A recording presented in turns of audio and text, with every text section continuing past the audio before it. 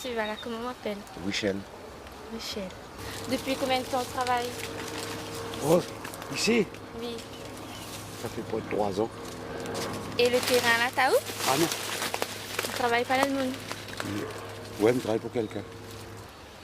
Et d'autres familles là que oui, là, travaillent la canne depuis, enfin là, comment jeune ou sinon on a d'autres Ben, frères, sœurs, cousins, cousines? non, ben avant, on avait plus, mais à mesure, c'est que la partie en retraite, qu'il y a sorte de la canne est partie. Et comme moi, on l'a resté. Quelle heure arrive le matin pour couper d'eau? 5h30. 5h30? Ouais. Et vous coupez à table de la journée ou sinon? Bon, on coupe jusqu'à 2h, 2h30, environ 4 à 5 tonnes. Ah. Et après, tu te bonne canne coupée, il faut changer? Ouais, après, elle est belle. On a le tracteur pour amener une balance. Ah. Il n'y en a que tout seul, il coupe ça. Oui.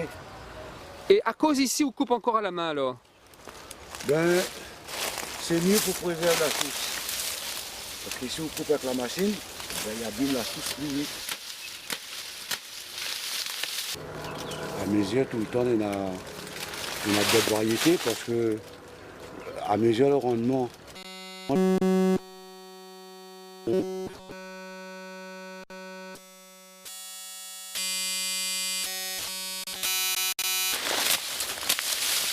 On dit maintenant que la culture de la canne est pour un peu disparaître. Ah oui.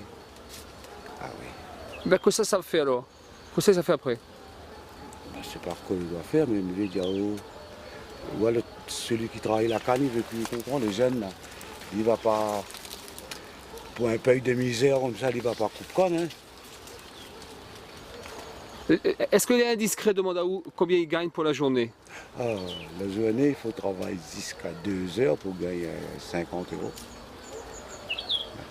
Le salaire de misère. Et en plus, juste 4 mois de l'année. Oui. Quand tu es jeune, quand tu viens 14 ans ici, là, on avait d'autres avec vous, ils avaient 14 ans aussi. Ah non, ben, vous avez notre papa qui travaille avec nous.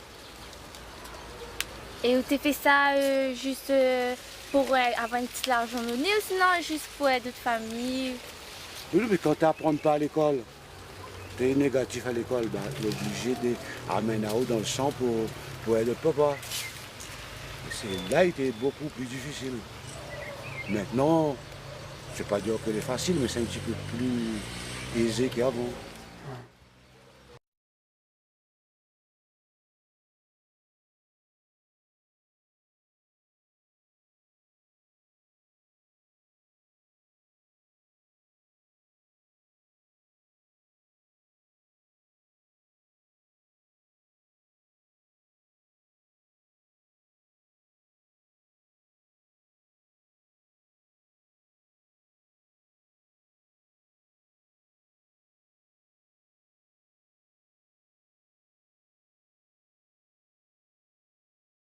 Pourquoi vous avez choisi le fer et pas le bois?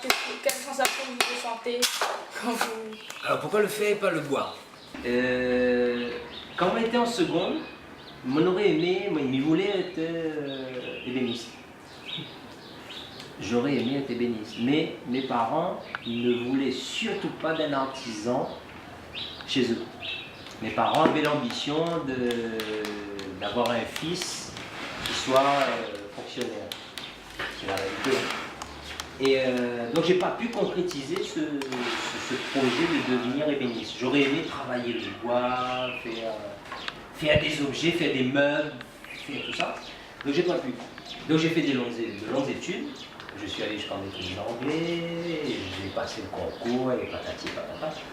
Et la rencontre avec le vieux fer entier m'a donné envie de toujours de fabriquer des choses. Et ben, pourquoi la tôle aujourd'hui? Pourquoi j'aime la tôle, j'aime le métal d'une manière générale? Parce que le métal dure dans le temps. Ça, si vous voulez, si vous prenez le zinc par exemple, quand vous façonnez une pièce en zinc ou en cuivre, ben, c'est une pièce qui sera là pendant des centaines d'années. C'est ça qui me plaît dans le façonnage du métal. La deuxième raison, c'est tout simplement dû au fait qu'à partir d'une feuille de tôle plane, On arrive à faire des objets en volume avec ses mains. C'est ça qui me plaît le plus. C'est de dire que au départ, c'est une feuille plane. Voilà. Et là-dedans, on peut fabriquer une grecque, par exemple. Ça a un côté un peu magique, quoi. Comme si on tapait un coup de baguette magique et la pièce apparaissait. Même si on sait bien qu'on ne tape pas avec la baguette magique, mais on va taper avec le marteau. C'est replier la tôle pour que ça ne soit pas coupant.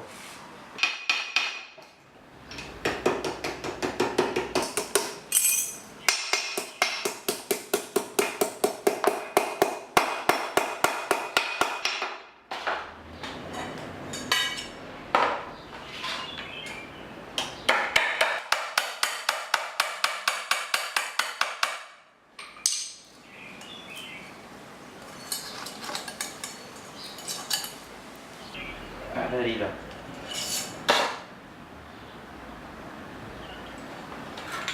Ça est bon. Alors, ça va la mettre.